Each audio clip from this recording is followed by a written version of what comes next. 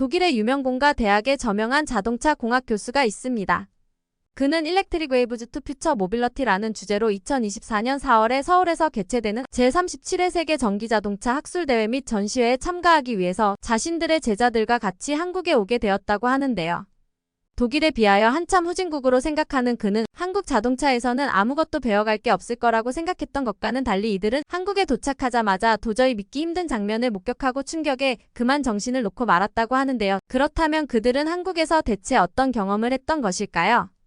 안녕하세요. 저는 독일의 한 대학교에서 자동차 공학 교수로 재직 중인 뮬러라고 합니다.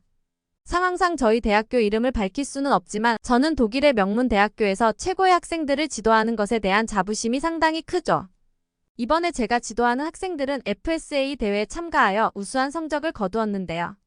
특별히 2024년에 있을 한국 세계 전기자동차 학술대회에 초대되었답니다. 또한 최근 아시아의 대표적인 국가 중인 한국의 독일 자동차 점유율이 크게 상승하였다는 점도 한국을 방문하게 된 이유였습니다. 학생들은 그다지 반가워하지 않았어요.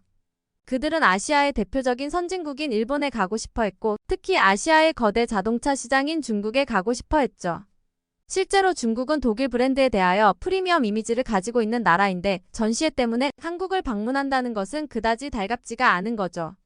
하지만 저는 자동차 공학 교수로서 이번 박람회 전에 현장 답사 및 시장 조사를 위해서 한국에 가는 게 맞다는 확신에 가까운 생각을 가졌습니다.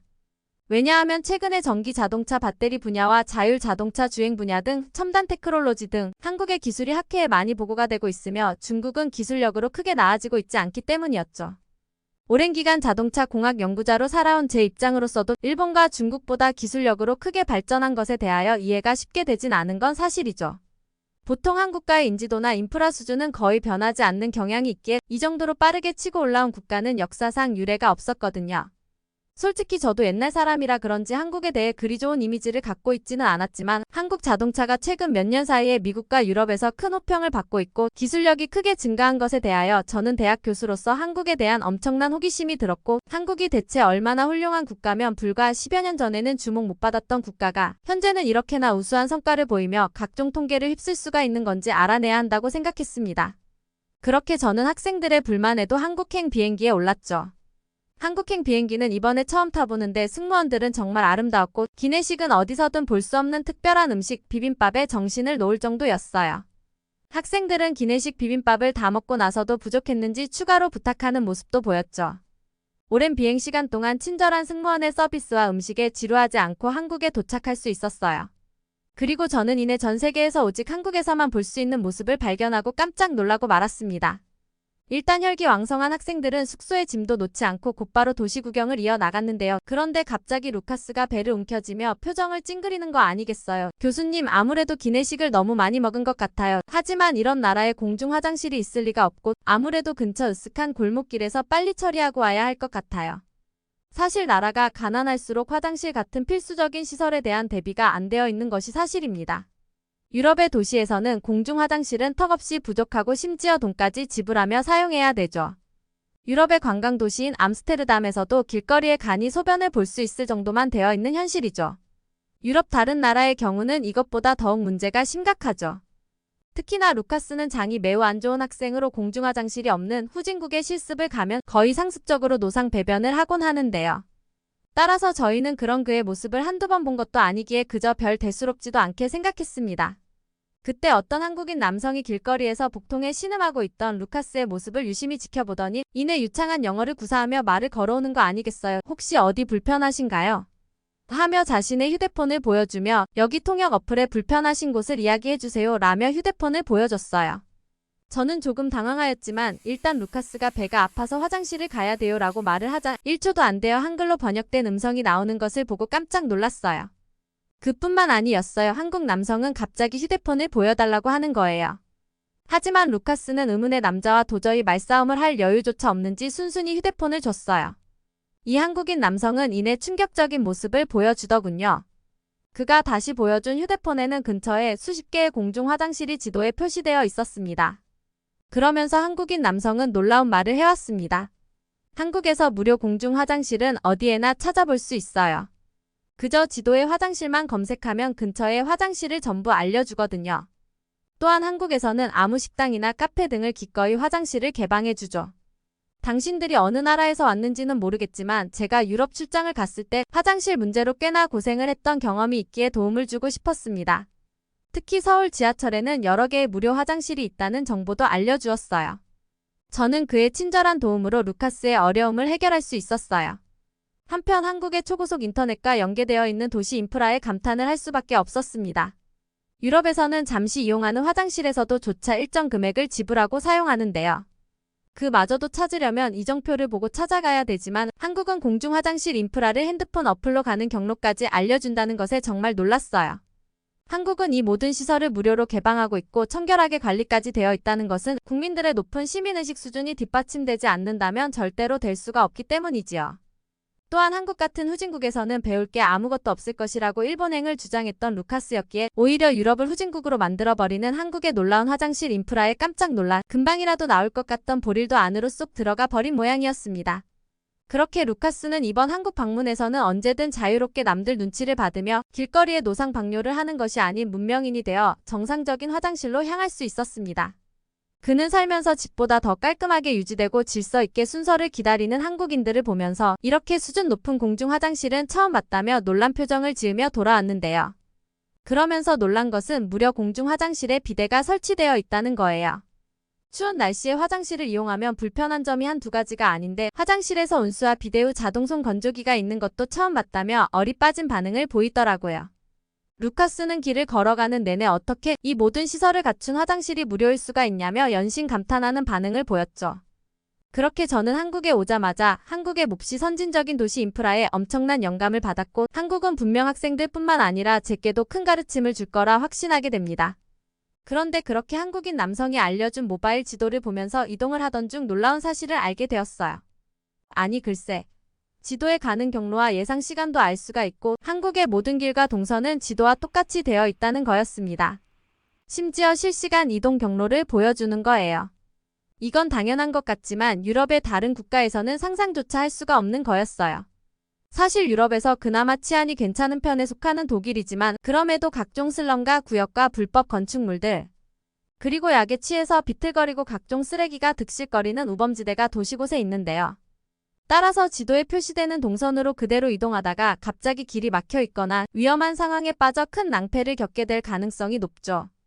이에 반해서 한국의 도시는 오래된 도시임에도 불구하고 거리는 잘 설계된 기획 도시처럼 불법 건축물 따위도 전혀 찾아볼 수 없었고 많은 사람이 지나가는 거리임에도 불구하고 깨끗하고 질서 있는 모습에 유럽에서 걱정하던 우범지대나 위험한 사람들이 즐비해 있는 거리도 전혀 안 보이더라고요. 저는 자동차 시장 조사를 위해 세계 각국의 여러 도시들을 방문하였지만 도보로 길을 걸어 다니는 것은 안정상 늘 불안했어요. 사람들이 많이 다니는 큰 건물을 중심으로 안전해 보이는 길들 이용해서 다녀야 했기 때문에 한 블록의 짧은 거리도 빙 돌아서 30분 이상 소요되는 길로만 다니고 했습니다. 하지만 한국은 높은 치안과 잘 발달된 인터넷망으로 누구나 쉽게 찾을 수 있고 깨끗하고 안전한 도시를 구축해 두었고 처음 방문한 외국인들조차 불편함이 없을 정도의 수준으로 관리하고 있다는 점에 혀를 내두를 수밖에 없었습니다. 그야말로 한국의 도시들이 항상 세계적인 도시 순위의 상위권으로 꼽히는 이유가 있었던 것이죠.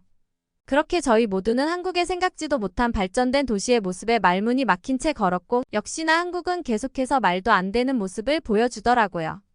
마천루 사이사이에 보이는 오랜 역사를 가진 건물이 눈에 띄었는데요.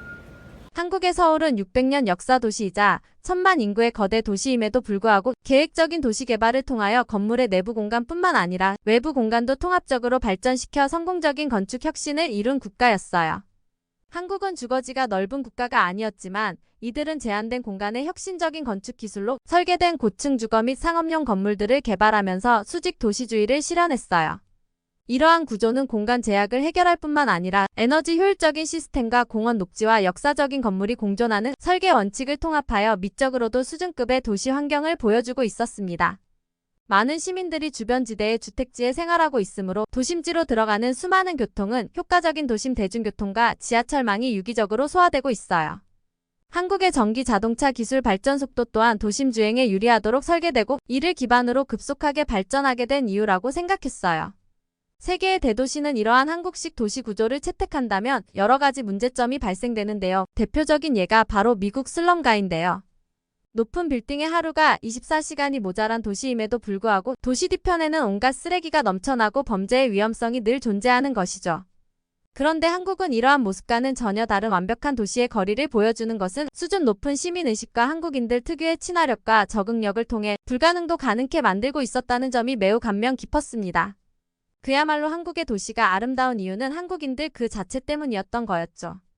한국에 머물며 방문했던 한강변에서 자연과 함께 즐기는 시민들을 보면서 예전에 가지고 있던 후진국에 대한 이미지도 불편하게 느껴지게 된 거예요. 독일에서도 소수 부자들만이 녹지 공간과 도시의 각종 인프라를 누리고 사는데 한국은 시민 모두가 즐길 수 있는 충분한 녹지와 인프라를 누릴 수 있다는 것에 사람들의 국민성이야말로 도시 인프라를 형성하고 유지하는데 가장 큰 영향을 주는 중요한 요소라는 깨달음을 얻을 수 있었습니다. 일본이나 중국을 선호하며 불만을 표하던 학생들도 한국의 여러 선진적인 모습에 입을 다문 채 부러운 눈빛만을 보일 뿐이었고, 특히나 루카스는 과거 자기 주장만 말하던 모습이 무척이나 민망했는지 말을 잇지 못하고 도시를 살펴보는데 급급했어요. 그렇게 저희는 매우 인상 깊었던 도시 견학을 마치고 미리 예약했던 숙소로 향하기로 했습니다. 저희는 한국의 대중교통을 이용해서 숙소까지 이동했는데요. 그런데 한국 도시는 세계에서 가장 효율적인 대중교통망까지 갖추고 있더군요. 핸드폰 어플을 사용하면 어디서든 출발지와 도착지 정보와 운행시간을 알 수가 있어서 편리했어요. 또한 버스 정류장에서는 실시간 운행 정보 시스템을 갖추고 있었을 뿐만 아니라 간단한 절차를 통해서 비접촉식 금액 지불 시스템까지 갖추고 있었죠. 한국의 대중교통 시스템은 광대한 정보망과 통합된 금액 지불 시스템으로 누구나 쉽게 이용 가능하였고, 대도시에서 겪는 교통체증과 대기 오염을 줄이며 접근성과 경제성 면에서도 최고의 모습을 보여주었죠. 그렇게 저는 한국의 대중교통 덕분에 학생들 모두 버스를 이용하며 편리하게 이동을 할 수가 있었어요. 또한 버스에서 짧지만 대화도 나누면서 한국 대중교통에 대한 서로의 생각을 나누기도 했지요. 저는 한국 도시의 단점은 무엇인가 하는 생각이 들었을 정도로 한국은 계속해서 자신의 가치를 증명하고 있었습니다. 그런데 도착한 숙소에서 저희는 학교에서 미리 예약해뒀다는 숙소를 보자마자 할 말을 잃고 말았는데요. 왜냐하면 숙소는 대중적인 호텔이 아니고 한옥이라고 불리는 한국의 전통 방식의 숙소였는데, 한옥은 특이한 모양의 지붕과 나무로 지어진 건물이었기 독일인인 저희 입장에서는 꽤나 생소하게 느껴졌거든요. 하지만 등이 켜지면서 간접 조명으로 보여주는 한옥의 우아한 선에 흐르듯 흘러나오는 대금 소리에 학생들은 감격에 겨워 눈물이 나오고 몸에 소름이 돋아요 라고 말을 했어요. 이렇게 멋들어진 풍류를 즐기는 학생들은 오래된 한옥의 모습에 혹시나 불편하지 않을까 다들 불만 있는 모습이었어요. 신발을 벗고 올라가야 했고 침대가 없는 모습에 당황하는 기색이 역력했지만 아늑한 내부와 훈훈한 기운의 여행의 피로가 눈 녹듯이 흘러내렸어요. 이날 저녁 식사는 또 다른 놀라움의 연속이었어요. 식사 메뉴는 한우 양념 갈비 BBQ였는데요. 세계의 여러 인종을 불문하고 가장 환영받는 한국 음식이라 생각되었어요. 한창 들뜬 학생들이 돌아와 대청마루에 차려진 저녁상을 보고 환성을 질렀죠. 식사가 끝날 즈음 한복을 곱게 차려입은 가야금 연주자가 등장해 가야금 연주를 들려주었는데 처음 듣는 연주가 끝나자 학생들 모두 일어나 박수와 환호를 보냈어요. 식사를 마치고 숙소에 들어온 저는 아무래도 침대가 없어서 불편하게 느껴졌는데요. 유럽인들에게 침대가 더욱 익숙하고 편한데 한옥에서는 침대를 찾아볼 수 없었거든요. 저는 사용자의 편의에 대한 배려를 전혀 해주지 않고 너무 옛날 방식만 고집하는 건 아닌가 싶어 약간의 실망감을 느꼈는데요. 심지어 한옥은 그 특성상 혼자서 넓은 방을 전부 사용할 수 없기 때문에 1인실을 주로 사용해왔던 제 입장에서는 한옥이 더욱 불편하게만 느껴졌습니다. 하지만 그러한 것을 배려하듯 들어온 침구류는 너무 부드럽고 포근하였는데요. 마치 양을 품고 있는 생각이 들 정도였어요. 그런데 그 순간 건너편 방에서 웬 대포 소리가 들려오는 거 아니겠어요? 자세히 보니 방을 잘못 예약했다며 길길이 날뛰던 학생들이 한옥의 뜨끈뜨끈한 온돌 방에 눕자마자 잠든 눈치였는데, 알고 보니 한옥은 개별 바닥 난방이고 독일은 라디에이터나 난방기에서 뜨거운 바람이 나오는 구조라서 절대로 찾아볼 수 없는 형태의 난방 시스템을 갖추고 있더라고요. 한옥에 침대가 없었던 이유가 바로 이러한 바닥 난방 때문인 것 같았고, 저는 현대적인 건축물들과 비교해도 단점을 전혀 찾아볼 수 없는 한옥의 모습에 한국의 도시가 아름다운 이유는 원래부터 타고난 사람들이기 때문이라는 생각까지 하게 되었습니다. 유럽에서는 아직 상용화시키지 못한 기술을 한국인들은 이미 몇백 년 전부터 사용하고 있었거든요. 그렇게 저는 불편함을 느낄 새도 없이 한옥의 뜨거운 방바닥에 누워 순식간에 잠에 들어버렸습니다.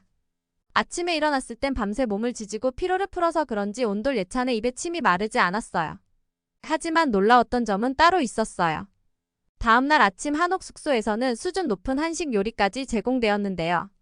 그런데 한식은 독일식 식사와는 차원이 다른 모습을 보여주고 있었습니다.